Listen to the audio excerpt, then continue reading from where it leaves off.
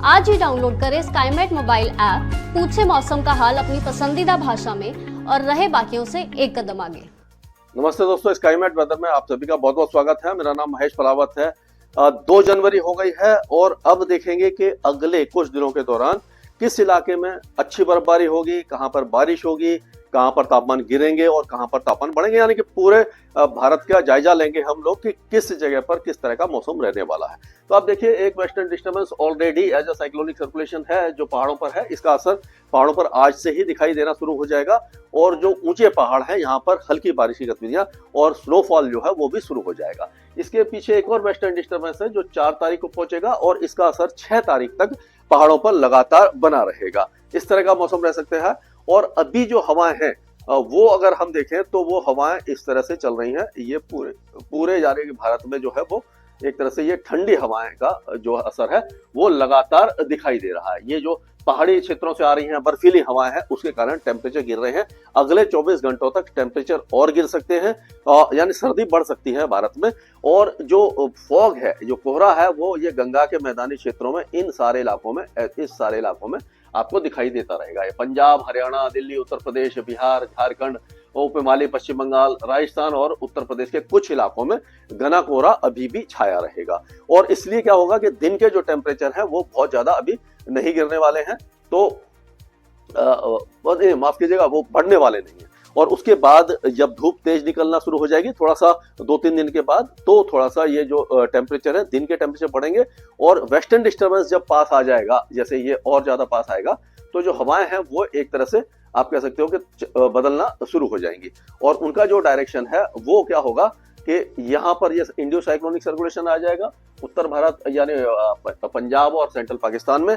और उसके कारण क्या होगा कि जो ट्रफ है वो इस तरह से आएगी और यहाँ से जो हवाएं हैं ये, और यहाँ पर एक एंटी साइक्लोन होगा और इधर से भी हवाएं आएगी। यानी एंटी साइक्लोन थोड़ा सा मध्य प्रदेश के और पूर्व में चला जाएगा। इसके कारण हवाएं जो है यहाँ अरब सागर से आएंगी और ये बंगाल की खाड़ी से आएंगी। साइक्लोनिक सर्कुलेशन होगा, पश्चिमी विक्षोभ होगा। इन सबके प्रभाव से उत्तर भारत में जो नमी है वो बढ़ जाएगी। नमी बढ़ने से क्या होगा कि अगर हवा तेज चलती है, उस समय लग रहा है कि हवा की रफ्तार तेज होगी, नमी तो बढ़ेगी लेकिन हवा तेज होने के कारण कोहरा नहीं छा पाएगा। यानी घना कोहरा नहीं रहेगा, सुबह के समय कोहरा रहेगा लेकिन तेज हवा उसको रुकने नहीं देगी।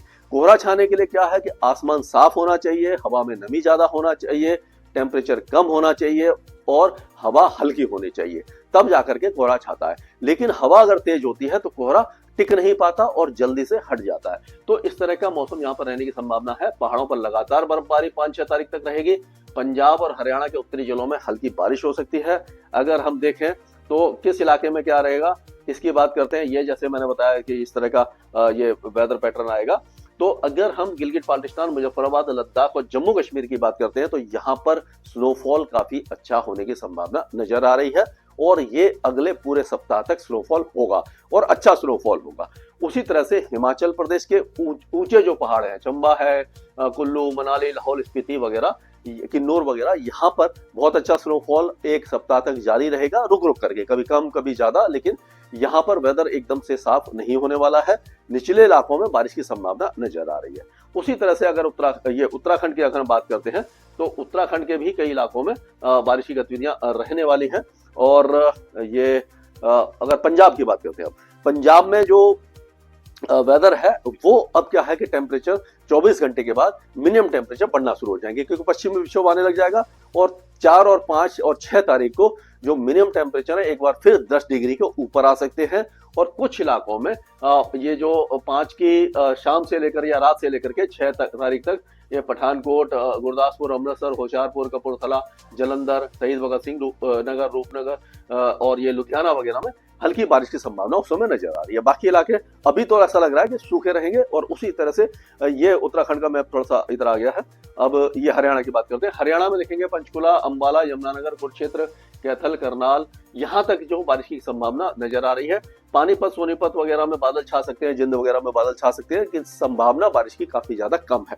जैसे ही अगर इस तरह का वेदर अगर लगेगा हमें कि यहाँ पर बारिश है तो मैं आपका अपडेट आपको दे दूंगा। दिल्ली एनसीआर में भी संभावना कम नजर आ रही है। अब उत्तर प्रदेश की अगर हम बात करते हैं तो उत्तर प्रदेश में जो हवाएं हैं वो अभी फिलहाल उत्तर पश्चिमी चल रही है, लेकिन 3-4 तारीख से यहाँ पर पश्चिमी उत्तर प्रदेश में टेम्परेचर बढ़ना शुरू हो जाएंगे और हवा इस तरह से दक्षिण पश्चिमी आ जाएगी और इन सारे इलाकों में सहारनपुर, शामली, मुजफ्फरनगर, बिजनौर, बागपत, मेरठ, हापुड़, बुलंदशहर, अलीगढ़, हाथरस, फिरोजाबाद, मैनपुरी, बदायूं, बरेली, पीलीभीत, सहारनपुर, फर्रुखाबाद, ये जो इलाके हैं यहाँ पर मिनिमम टेम्परेचर बढ़ जाएंगे और उसके 2-3 दिन बाद यानी कि 5 और 6 तारीख को जो पूर्वी उत्तर प्रदेश है वहां पर भी तापमान बढ़ना शुरू हो जाएंगे। पहले पश्चिम में बढ़ते हैं, फिर धीरे धीरे पूर्व में बढ़ते हैं। ऐसे ही जब ड्रॉप होता है टेम्परेचर का तो पहले पश्चिम भारत में होता है, उसके बाद पूर्वी भारत में।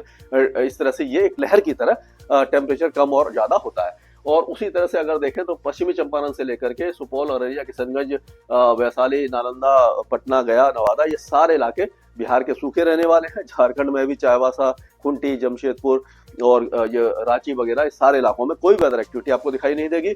पश्चिम बंगाल भी पूरी तरह शुष्क रहेगा। पूर्वोत्तर राज्यों में भी कोई मौसमी गतिविधि अभी फिलहाल नजर नहीं आ रही है। हल्के फुल्के बादल यहाँ छा सकते हैं। और अगर राजस्थान की बात करें तो अभी फिलहाल राजस्थान में भी ये जो पश्चिमी विक्षोभ आ रहे हैं एक के बाद एक, उनका कोई भी असर दिखाई नहीं देगा। लेकिन यहाँ पर जो टेम्परेचर गिर रहे हैं वो 2 दिनों के बाद यहाँ पर जो मिनिमम टेम्परेचर है एक बार, क्योंकि हवा जो अरब सागर से आने लग जाएगी ज्यादातर इलाकों में, तो पूरे राजस्थान में जो फिर से जो टेम्परेचर आ गए थे 6-7 डिग्री तक, 4-5 डिग्री तक, वो फिर से 8-10 डिग्री तक पहुंच जाएंगे। यानी कि मिनिमम टेम्परेचर फिर से बढ़ जाएगा। दिन लेकिन गर्म ही बना रहेगा। उत्तर प्रदेश, मध्य प्रदेश की बात करें तो मध्य प्रदेश में भी कोई मौसमी गतिविधि नहीं है। यहाँ पर भी 2 दिनों के बाद जो तापमान है वो थोड़े से बढ़ सकते हैं। छत्तीसगढ़ और उड़ीसा में भी कोई वेदर एक्टिविटी अभी फिलहाल हमें दिखाई नहीं दे रही है।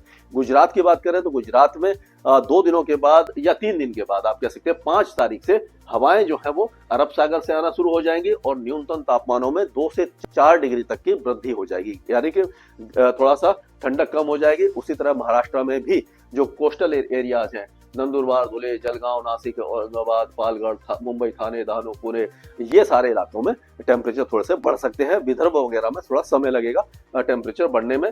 तेलंगाना का मौसम साफ रहेगा। अभी फिलहाल यहाँ पर मौसम ठंडा है। अगले 2 दिनों के दौरान टेम्परेचर और ज्यादा गिर सकते हैं। आंध्र प्रदेश में कोई वेदर एक्टिविटी नहीं है। उसी तरह से कर्नाटक भी साफ रहेगा, केरल भी साफ रहेगा और तमिलनाडु के दक्षिणी इलाकों में हल्की बारिश की संभावना नजर आ रही है। साइक्लोनिक सर्कुलेशन बंगाल की खाड़ी में बना हुआ है और जो अंडमान निकोबार द्वीप समूह के साथ साथ लक्षद्वीप में भी बारिश की संभावना ना के बराबर है। स्काईमेट वेदर में अभी के लिए मौसम से जुड़ी सटीक जानकारी और खबरों के लिए हमारे YouTube चैनल को सब्सक्राइब करें और बेल आइकन दबाकर हर खबर पर रखें नजर।